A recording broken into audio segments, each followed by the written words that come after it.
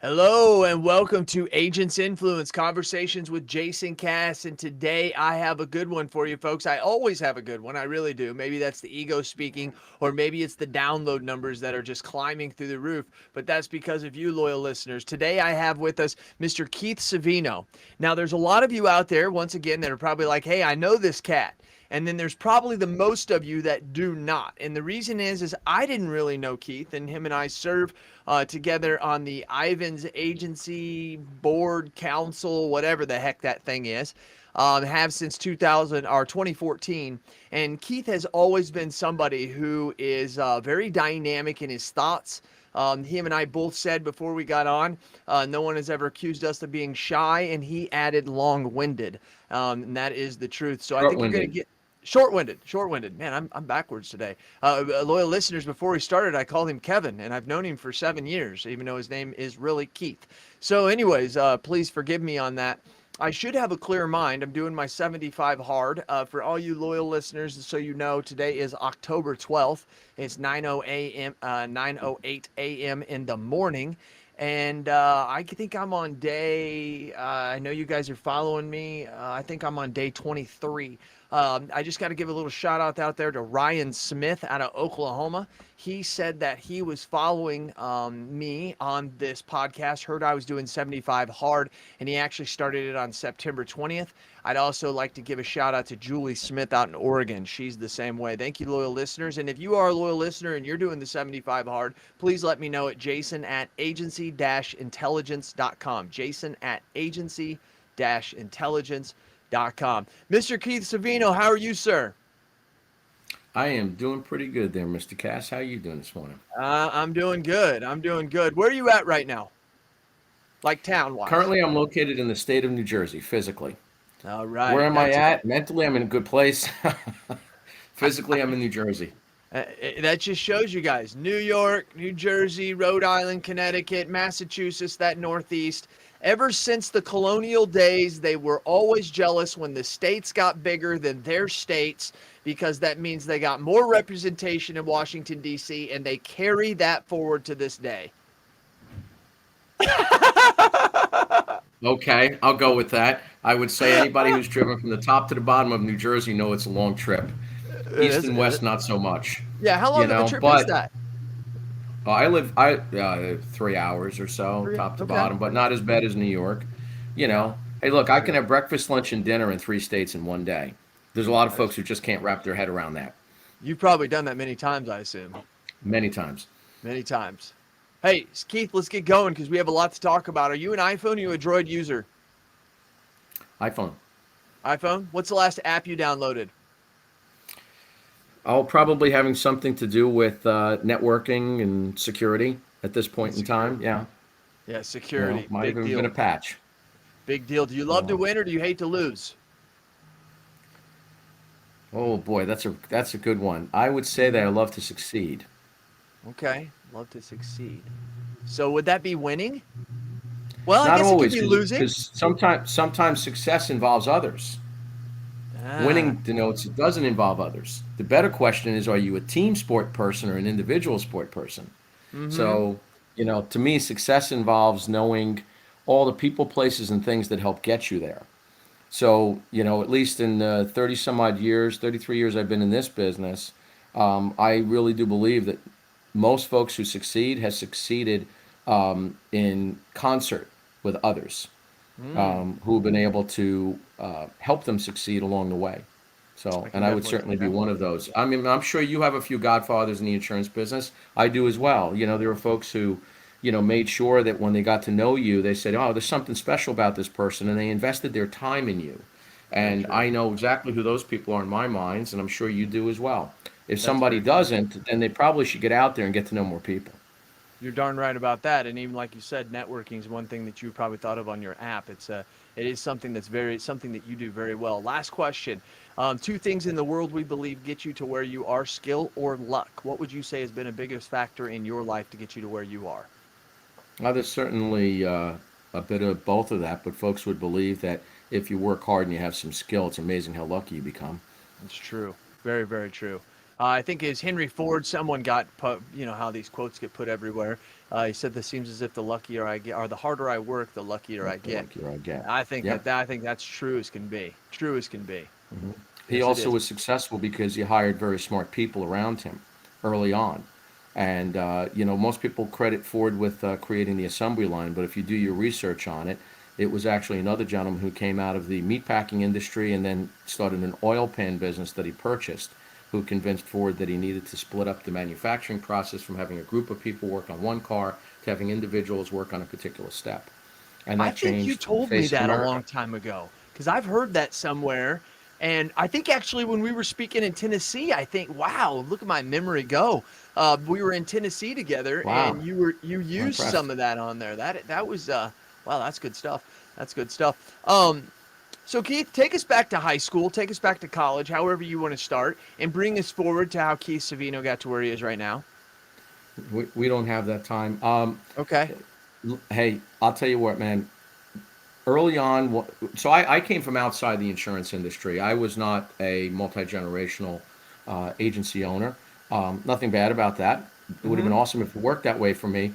But my brother was in the business and had started, and he convinced me to get into the business. But I came actually out of technology. I was with MCI Telecom. So I came from the Okay. telephony industry, and then I was a headhunter for high-tech electronics companies, Oh, wow. Department of Defense, medical electronics, etc. So I always thought I had this tech bend, and then all of a sudden I'm in insurance, and you can imagine the shock. How'd you get in there? And how did I get in where? Into In insurance. Like, how'd you go from there to because of insurance? my brother. Oh, okay. So he had convinced Ah, me some years earlier that I should go in. I chose not to for some reasons, and then got involved in it. Anyway, when we first got involved, we worked in our own world. We didn't talk to anybody else. We probably thought we were the smartest two guys in the room, and that's the way that it worked. And yeah. then we bought a system at the time. I'll date it. It was Redshaw, and we Sure. went to one of our first conferences. And back then they were movers and shakers and rocking. And I sat in a room and heard about something called T filing from a couple of guys. And Transaction filing. Most of our loyal listeners don't know what that is, Keith. don't That's know what great. it is. In 1988, and turns out we came back and put it into place, and we just did it for everything, personal lines, and we back then we wrote a lot of street sewer and water contractors in New York City, crane operators, Oh, wow. um, sanitation, and high net worth personal lines. So Gotcha. what we found was nobody else was doing it. We were in our box. We got some phone calls from the vendor, and I will tell you that very first article that came out probably changed everything because we could no longer be in our and we didn't collaborate with competitors. And then I was Hmm. in a world where because if you know my history of being involved and user groups and standard setting bodies, I would appear to be somebody who always collaborated. No, I that was a learned experience, and that's why I believe Wow. that most people can do it. So, I had to go from it was all about us to it's actually not all about us. It's about everybody. So, to the extent that you can help somebody else in this business today, you will actually be rewarded tenfold for every effort that you put out. So well said. And So well so said. I got involved with the .com boom. To fast forward, so we actually sold our first agency in 1992. Um, we I was involved with a lower New York City firm for quite some time. We always referred to ourselves as brokers, Jason. So to this day, folks who come from the New York City area who refer to themselves as brokers, that's not being an intermediary or a Right. wholesaler. That's just the nature of how you refer to yourself. And I it agree. took me a while to realize what an agent really was till the mid 90s. But by then, the .com boom was happening. Nobody could spell computer, let alone say it without their eyes glazing over. And I got involved in writing a lot of .com companies. And it was one of the few people could have that conversation. And along those lines, now you're getting very involved in what at the time agents were being disintermediated. Okay, that was the D word in the 90s. What In does the that mean? 2000s, it was disruption, but in the 90s, it was disintermediation. And we were all supposed to go out of business. We were all going to be replaced by an alternative distribution channel. There was a lot of money that was spent, and by 2001, 2, or whatever, it was actually March of 2000, everything crashed and burned, right? Hmm. And a lot of the investments went bye-bye, and I decided to restart another agency again. So that was like my fourth agency. Wow. And then we've grown from there. And today I'm a managing partner in a firm called PCF Insurance Services. We were one of the very first as part of the foundation. And I think in 2020, we just ended as the 20th largest PNC broker in the country. Wow, I did not know that either, Keith. Keith, now here's the deal. You got to grow. You got to grow quietly or not. I mean, you do it as you need to, right? You don't have to make a lot of noise about it. Just be successful. Yeah, you're right about that, and that is you. And it's so funny that if people knew you like I do, they would be how ironic that you are quiet. But like you said, that's kind of your nature. You had to learn how to be the way you are, like at the Ivans meetings. You're very outspoken about technology. There's a lot of times when you speak, people listen because you come at it from a different angle. And I think what's important is you're a managing partner that knows the details of tech. A lot of those people that sit in that Ivans group with us, that's all they do is like manage the tech or the people and the users and stuff. So they're kind of in that. But whenever you speak, I think they like it because it's like, wow, that's kind of the stuff they're probably looking for their seniors leadership as well. So let's I'm talk probably a one of little. the few people in the room who sell insurance. That's what I'm So, saying. I agree. when you're at the point of sale and you also have to understand the compliance and financial reporting, then you know the entire path of the data.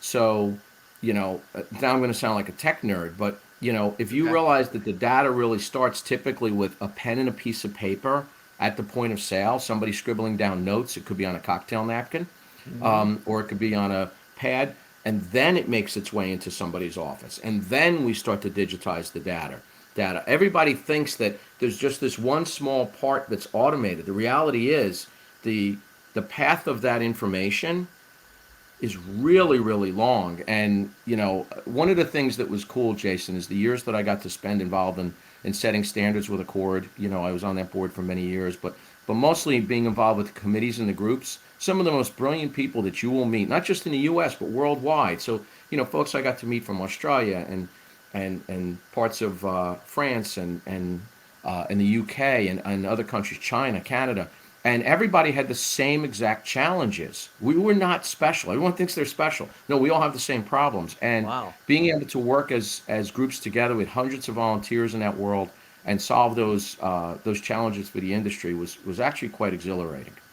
Now, Keith, something that you talked about a lot in 2014, 15, 16, 17, to all you loyal listeners, him and I haven't seen each other in 2 years because of COVID. We usually meet once a year, usually around in May, to discuss Ivan stuff.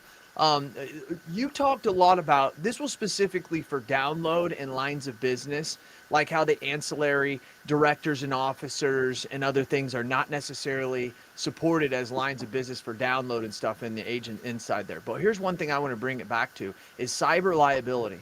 Something I have heard you talk about, oh my God, for 5 to 6 years. And 6 years ago, those were my eyes that were glazing over. And now, ta-da, here we are. And it is a frickin' train wreck right now, Keith, out there. What are your thoughts on this cyber liability and everything going on, man? It's so wild out there.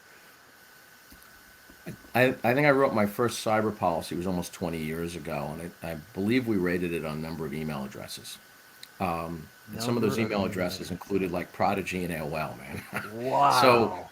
well, Wow. remember, I was coming at a dot-com boom. I was right and migrating to there, and we did not handle that very well back in the late 90s. Just either tech E&O or cyber. Professional liability in general for tech companies, is a 25-year-old, product. But that's relatively new in a 300-year-old industry, right? Or Mm-hmm. 100 and some odd years of common practice in the states for fire policy. So when we have cyber insurance that we were 5 years ago begging people to buy, right? Trying to convince people in the small market space that they need to be there. The small market defines, under 15 to 25 million in revenue and below for most of the Right. commercial accounts. And now we've evolved to a place where many of the executive lines in a post-COVID world, not just cyber, but D&O and EPLI, et cetera, are very challenging. We've had carriers that have clearly left the marketplace. We have companies that no longer write primary limits. We have, and you saw this, you see this with market trends and other executive lines like D&O. You move from carriers that'll be happy to write that $5 million primary to I'll only go to two, and now you got to find three excess of two. So Mm-hmm. it's forcing folks who maybe weren't even comfortable with some of those lines of business to become extra comfortable. There's more challenges in placing it than there were ever before. Now, what I'll say is this. If you don't know what you're doing, find somebody who does, and there are intermediaries that will help folks do that, right, who don't have that experience. But if Uh-huh. you do have practices, like we're large enough to have practice leaders, and we've got some really, really great resources internally. But not every agency is. I know because I've been there, right? I've been all sizes. And so the best way to really figure it out is find somebody who really knows and hitch your wagon to it. Didn't I mention sometimes you got to rely on others to become successful Uh-huh. as well? I That's think a you good did sometimes. example. So, the challenge I think for a lot of insurance agents right now is that most of those, particularly newer ones, I'll speak to some of the ones that, we'll meet in other groups, right? Uh, they may only be in this business for X number of years, and maybe they came from a captive world and they migrated to this, right? Now they're Hmm. newly independent. Most came from what I would refer to as the traditional property and casualty world, which was personal lines and traditional property and casualty commercial lines. Traditional Okay. property and casualty commercial lines is that, commercial package, workers' comp, maybe the umbrella, commercial auto, but it generally did not include all of the executive lines. Folks like to think all commercial lines is in one bucket. It's not in the carrier, not in the agency. So I finding hear you. somebody who really understands the nuances behind those executive lines policies will help you get through the fog. I ran into a guy by the name of Rob McCarthy. He's with RPS, and I've known him for a while, and he's in executive lines. And he was in a New York agency, moved to Austin, joined them. And the reason I love this guy is not only is a good friend of mine back from young agent days, but he also understands executive insurance. One of the things he taught me, I have cyber liability policies, and I'll just put myself out there, loyal listeners. I just found out that, and I don't even use the right terminology, Keith. Some of these cyber liabilities are reimbursable, that they reimburse you, or some of them it'll be, I guess I would call it first dollar. I'm using the wrong term, but it basically says we're going, if you have if your stuff gets locked up for 3 million, we're going to pay it to get it out, as opposed to some of these policies that are being sold out there are, no, you pay the 3 million and then we reimburse you. And that was something that I wasn't familiar with. Is that, do you see that a lot out there, Keith? So I don't want to get into the individual competition between policy forms because I'm bound to upset one of my markets that we Okay, represent. okay, Um, fair enough, but Keith. but what I will say is, for 20 years I've heard I'll start selling cyber when all the forms are the same. And the problem with that is you're not doing a great justice by your clients. And Jason, I've heard that from people. Everybody, well, the forms are so different. I don't know. It's a big E&O exposure, et cetera. The biggest challenge that folks need to think about is the retroactive date. If you don't write it, there is no retro date. So if you wrote that client in 2015, 1/1/2015, as the policy forms improved over time, that new policy that you're writing in 2021 or 22, guess what it has? A 1/1/2015 retro date. Gotcha. And all the new claims are going underneath that policy form. So the cool part about dealing with executive lines is if you don't like the form that you have this year, or perhaps they evolve, and they definitely leapfrog each other. Bricking is a good example of um, when you have that, you can always be looking to move somebody to a better form.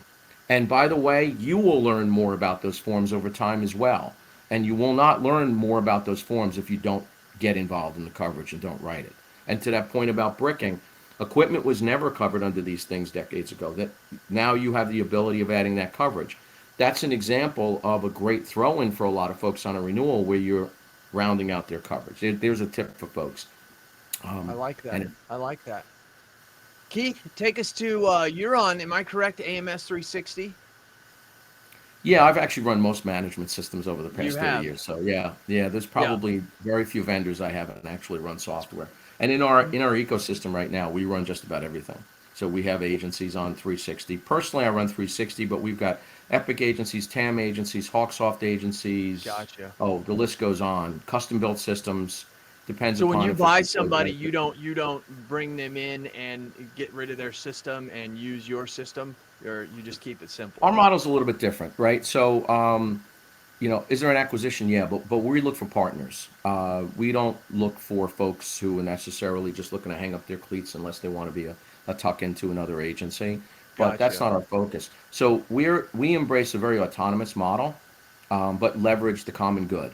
So we'll leverage, HR, accounting, things like that. But look, if you're solid in your local town and you got your relationships, man, that's what's important to me as Right. another partner, right? Because you would be my partner. Hmm. So why would we strip somebody of all that goodness, right? So the name that's on the outside, the system that made you successful, you know, that's important. And if we immediately change that, you run the risk of disrupting you for the next 18 months.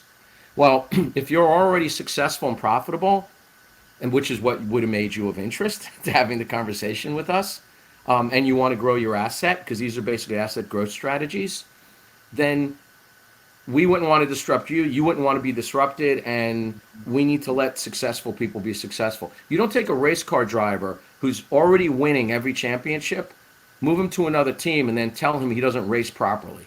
We need to change the way you approach the track, right? Fair enough. Yes, it is. That's right, Keith. That's basically it. We're not taking somebody who hits 40 or 50 home runs a year, putting them on the team and going, we got to fix your swing. Right. Right? Right. So if you're successful already, then you're a great partner. And we've grown, over the past 3 years. Now we have over 100 partner agencies. And we're, as of today, I don't want to give numbers, but I already gave you some of the stats. Hmm. We're considered to be one of the fastest growing agencies in the country. And I believe that a lot of the reason why is because we have really great entrepreneurial partners. And a lot of our partners are young. They see this as a long-term strategy, and it's exciting for us. So again, that's the philosophy of us. So when you say what system do I run, I like to think it's almost meaningless in our world. But what I will say is this: I run a system that works for us or has worked for us from that enables us to not only have our core system of record, because these are really policy administration and accounting packages, right? True. And then you wrap around the other tools that help you be more successful as well, whether it be CRM systems, additional reporting, et cetera, VoIP systems, whatever works for you in your world and your agency. But it used to be back, years ago, you wrote one check to one vendor and that answered everything. And then all of a sudden the world got bigger, Right. right? So you're going to wrap around things. So I do like working with vendors that also have really good integration strategies, There we go. and they've considered that. Yeah, Keith, that is huge. That is huge. 5 years ago, if I was speaking and I asked people to raise their hand and tell me what an API is, nobody, right? Today Well, I I would. ask that 80, well, yeah, but okay, a couple. But today I ask that, I'm going to say 70 to 80% of the people will raise their hand. And they may not know exactly what it is, but they've heard of it and they understand the function of it. And that is one of the biggest problems that we are having inside of this industry is integration of those things. You said it so well, and you brought that to my brain and back in Ivan's years ago, is that this really all it is a policy management system. And to where's the sales, right? Where's the point of sales? And now we have CRMs and we have these other things, but the data doesn't flow. It goes from a napkin into that policy system, but yet how's that being utilized on the outside? Any thoughts about that in technology today and maybe where we're going? Well, when I say it's a policy management and accounting package, I don't say that in any sort of a critical way. It's Right. more a matter of once you realize the core competency, then you also have a reasonable expectation of its level of success or your operational strategy, right? So if you take a system that is going to become your system of record, that data becomes incredibly important. I manage a system internally for the enterprise that aggregates the data from multiple management systems and provides for an executive dashboard for each one of our partners to better manage their agency. Gotcha. So, but that system is only as good as the system of record. So if you have one agency that has 20 carriers they can download with, and they only download six, and the rest are manual entry, and another one is downloading the full 20, that data that's sitting in that policy administration system is now going to populate other systems.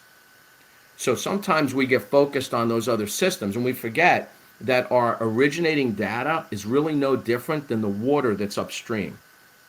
If that water comes downstream and somehow that water's poisoned, it doesn't matter how many bottles of water I put it in. Every single bottle is going to be bad. So if I Wow. don't care for my system of record, my policy administration system as a real serious focus, then everything else, my CRM system, voice over IP pop-ups, report, third-party tools, none of those tools will give you the success. So if you know the full life of data from the point of sale that starts with that pen sometimes, right? Or Hmm. digital customer digital acquisition, whatever it might be, comes through your policy administration system and then feeds into whatever additional accounting practice you might have. We use other accounting tools on top that move that up. That entire path of that data, you need to know what happened to that data along the way. So the challenge is if you don't integrate, then you're exporting and importing. When you export and you import, it's a mapping life. What you're talking about with APIs is the ability to automate that process. Now, not all the vendor systems that have APIs are going to have APIs that reference all the lines of business that we want or to the level that we want that data. So, True. not to bore the hell out of people, but most of the data that I see that gets moved around in the industry is usually the policy header information. It tends Mm. to not go further than that. So I might get my term, my carrier, etc. But do I actually get the coverage information? Wait, do I actually get the underwriting information? Wait, do I actually get the historical information? Now, the deeper you go, the less and less that data flows. And You that's are really right the about that. challenge, right? And we're going to do better in handling data analytics in our industry and properly targeting our clients when we can get the most amount of quality data from those policy administration systems, because that's where we've put our investment. I agree. That makes sense. And I love your upstream water coming down. That makes total sense. That really truly does. Keith, let me ask you this: from your wise years, maybe somewhere around the top 20 brokers in America, you're 30 years old. You've been in the business for 2 or 3 years. You kind of learned it. You know your PNC. You know your stuff. What are you doing? What advice would you give somebody who's out there in today's world, where we're listening to someone like you who has the history of Redshaw? And most agents listening to this have no clue what that is. My buddy Not a clue. Michael, yeah, my buddy Michael Blake, he talks about it all the time about Redshaw and him and Frank It was a Sentner and cult. It huh? was a cult. Well, Frank and I go way back. So yeah, it Mm-hmm. was a cult, and that goes Yeah. back to the InsureNet and the Insight and the McCracken days and so forth. The '90s of agency automation is really why we are where we are today, and it Mm-hmm. took the passion of a lot of folks leading together to do that. So to go to your question about the 30-year-old who's in the business today, because I was one of those, Mm-hmm. uh, find the things that you're passionate about and get engaged. So you're not going to do it just by yourself. You're going to do it also with others. So if you've got state trade associations, get engaged in those, right? Mm-hmm. If you've got user groups for the systems that you're running, get engaged in those. If you've got mastermind groups or leadership groups that you can be involved in, get engaged in those. And all through life, I could say that I maybe was smart enough to do that like automatically. No, like a lot of that just happened. And when I look back, I realize today even in my own organization, conversations will come up, and frequently it's, wait, I know a guy. And the reason why you know those guys and gals who can help is because you were engaged in all those groups over the years. So, whether it be the trade associations or the user groups, I'm a past chair of two different national user groups. One of them was from the '90s with Ebix and the Delphi days, and another one with the network of Vertifor users. But I've been involved with the Applied Group for years and through Augie and working with folks. So there are a lot of groups to be involved. So that would be one of the things that I would tell you. Second is professional development. There's absolutely no replacement for investing in yourself. So Right. that's where you want to be selfish. If you want to write a particular line of business or get to know about it, it's not going to happen playing video games and hanging out and watching TV. So a lot of late hours, staring at screens, figuring out what it is that you want to do for a living when you grow up. And then the other is trusting. So when you hire, you have to hire, invest, and trust. So when you start to bring people on board, try to follow decent business models. Use starting points. So if you're a 30-year-old and you're just starting off, and I'm not saying this is the perfect scenario, and you're starting to hire a few people, there's a budget tip that I probably posted on a few different groups over the years and something that I learned from others, right? I used to say, create your chart of accounts. Right next to your chart of accounts, write down an O, a P, and an A, right? Is it operational? Is it payroll? Is it acquisition expense, right? But at the very, very top, start with how much you want to make.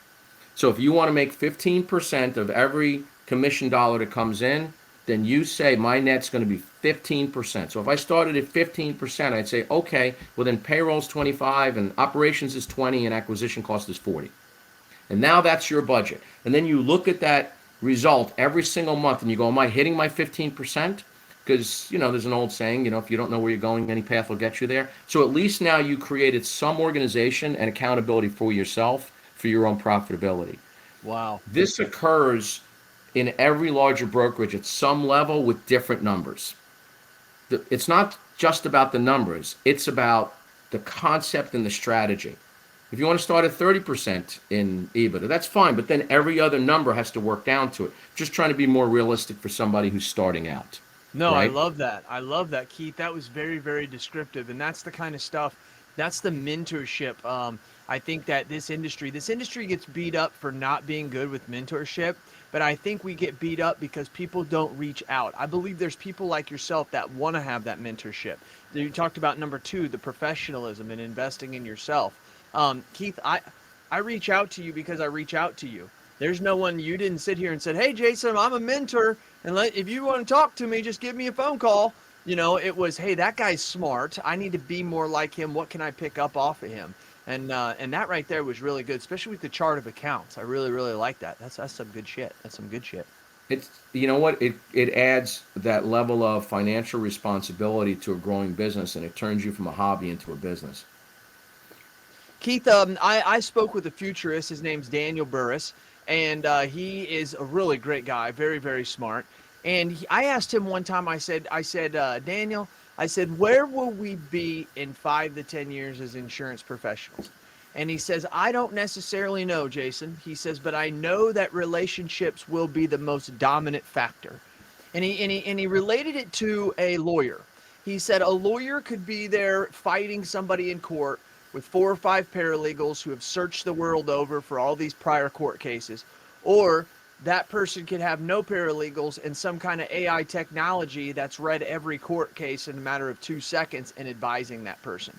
It doesn't mean, just like in the 1990s, that the agent goes away, but it's about how it enhances the technology around it to make it better. But relationships still will rule the day. Where do you see our industry in the next 5, 10, 15 years? It's a good question. First of all, I know Daniel, a smart guy. Very There's other great futurists out there that I'll throw out, like David Smith and Mitsui Keiko.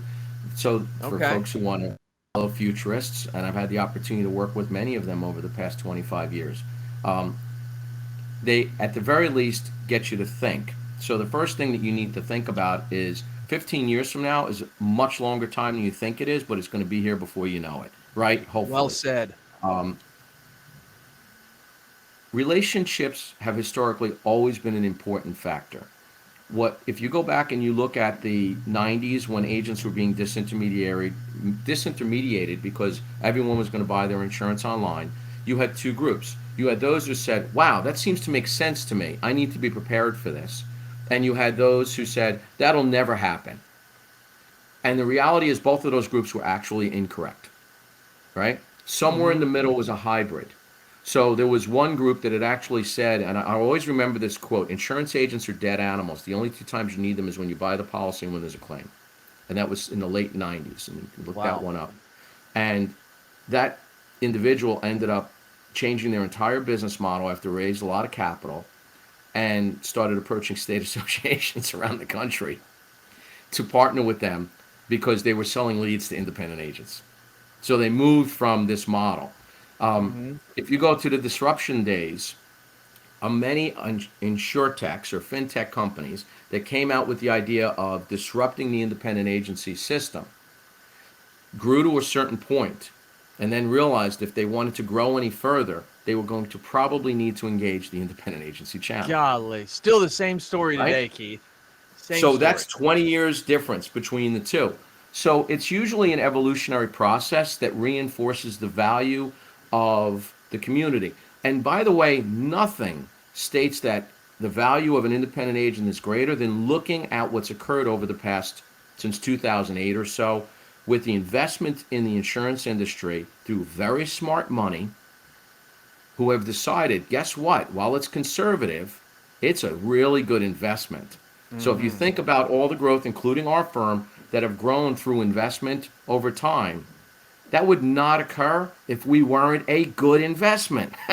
That's So what I true. would tell folks is if you're having a bad day and you're thinking maybe insurance isn't what it's all that it's cut out to be, look around. We've survived based upon the relationships and the value of it. We're a good investment. But now let me caution you, but don't sit on that. Because if you don't have a digital customer acquisition strategy, you are now frozen in time. There And you what I can go. tell you is if I don't change my car for the next 15 years, it's going to look really worn out 15 years from now. So the question is, do you want to keep investing in your business? So if you're investing in the future, you always have to be considering that the different demographics that you want to reach have to be spoken to in a way in which they want to be reached. So if I want to reach a particular demographic just to sell cyber, how do I need to reach that prospect? How do I need to service that prospect? How do I retain that prospect? And chances are there's always going to be some level of relationship in there, right? And There that's is. become, I think, what folks need to focus on. So invest in the technology, but don't do it because it's cool tech. Do it because there's a direct relationship to the business goals that you have. Otherwise, it's just cool, but it doesn't Right. actually make you money. I heard a guy who's very smart named Bogus Hansel. I'll give a shout out to him. He's out of Chicago. He told me one time, which goes in line with what you're saying now and what you said before. The best management system is the one that works for your agency, Yeah, right? It's that fair simple. enough. There's this big debate out there of the top 4 or 5, which are the whole market share is like 80% AMS and Epic in the first place. But we argue about which one is the best, and it's the one that's best for your agency. And I think you've said that a couple times in different ways. I have. I And also won't say a bad thing about any management system because mhm, there's customers that's perfect for. And this comes up in some of the chat rooms that you and I have been involved in. And a good example of that is when Augie was created, which was the combination of the user groups. Originally, it was the Cord User Group Information Exchange. Now it's the Associations and User Group Information Exchange. And I mhm. encourage people to. It's free, by the way, to attend, folks.